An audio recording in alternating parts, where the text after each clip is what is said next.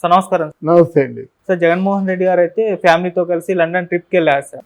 అయితే ఇటువైపు వల్లభనేని వంశీ గారు అమెరికా డల్లాస్లో కనిపించారు, అమెరికా పారిపోయారు అని చెప్పేసి, పెద్దారెడ్డి గారు ఆఫ్రికా వెళ్ళారని చెప్పేసి వార్తలు రావడం చూస్తున్నాం సార్. అసలు వీళ్ళు ఎందుకు వెళ్ళారు విదేశాలకి, ట్రిప్కా మరి లేకుంటే పారిపోయారు, వీళ్ళు అన్నట్టు నిజంగా పారిపోయారు, అసలు ఏం జరిగింది సార్? అంటే రాజకీయాల్లో ప్రత్యర్థులు కొంచెం పరుషంగానే మాట్లాడతారు, ఎవరైనా పరుషంగానే మాట్లాడతారు.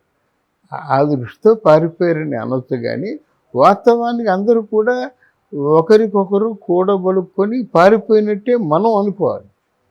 అక్కడ జగన్మోహన్ రెడ్డి ఒకటే వెళ్ళలేదు, భార్య, ఓట్లు వేయడానికి వచ్చిన పిల్లలు, ఆయన తాలూకు పిఏలు, ఎక్యూజ్ నెంబర్ 2 ఉన్నాడు కదా విజయసాయి రెడ్డి, గొడ్డు గోదా, డిఎస్పీలు, వీళ్ళందరూ పోలీస్ విభాగాలు, కొంతమంది ఆయన నమ్మకస్తులు, వీళ్ళందరూ మూకుమ్ముడిగా వెళ్ళారు లండన్.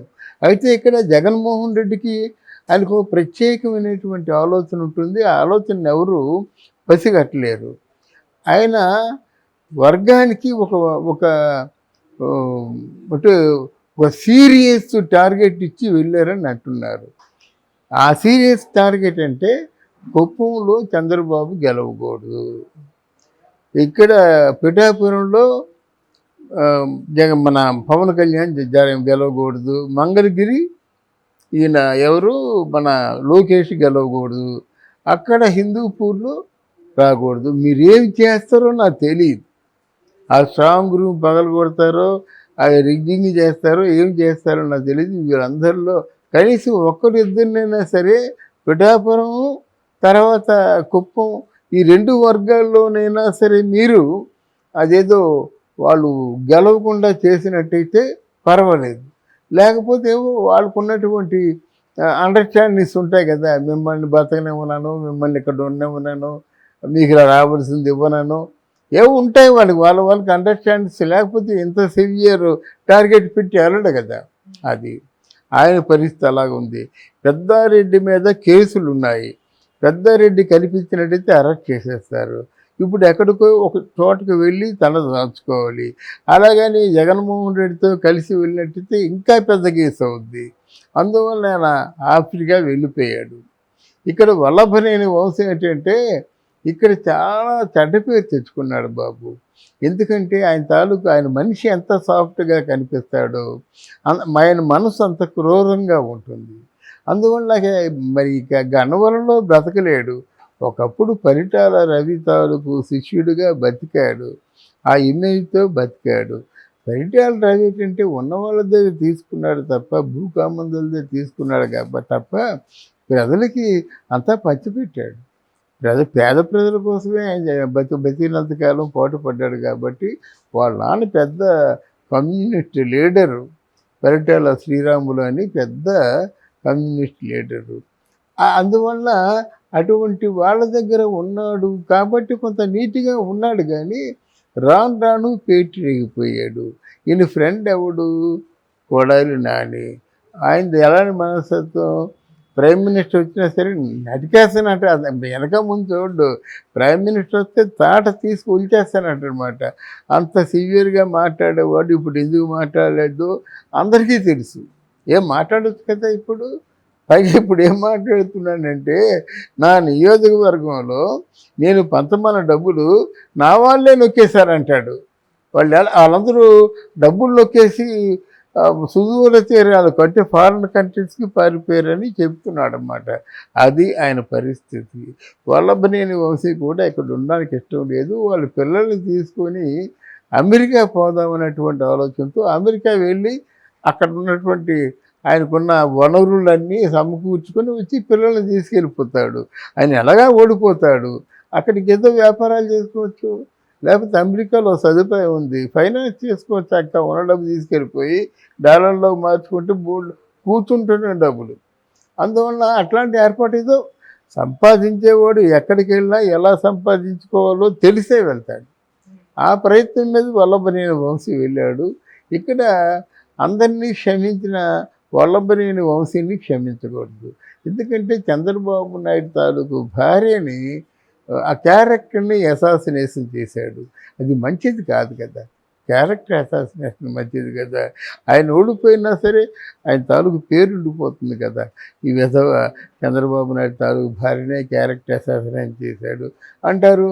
పవన్ కళ్యాణ్ అంటాడేమో గట్టిగా అందుకే అంటున్నాడు, పవన్ కళ్యాణ్కి చాలామంది ఉప ముఖ్యమంత్రి అంటున్నారు, కానీ ఉప ముఖ్యమంత్రి అయితే ఏముందండి, 6 వేలు కాకుండా ఒక హోమ్ మినిస్టర్ అయినట్టయితే అసలు ముందు ఎవరెవరైతే అరాచకాలు అక్రమాలు సృష్టించి అంటే దారుణ దమనకాండకు పాటుపడ్డారో వాళ్ళందరినీ వెలికి తీసి సరైన పనిష్మెంట్ ఇస్తారు. కాబట్టి పవన్ కళ్యాణ్ లాంటి ఆవేశపరుడు హోంలో ఉండాలి. అంతేగాని తుపాకీ చేతిలో పెట్టుకొని కాల్చాలా మానేయాలంటే ఈ ఆలోచించేలాగా కొట్టేస్తారు అవతల వాడు.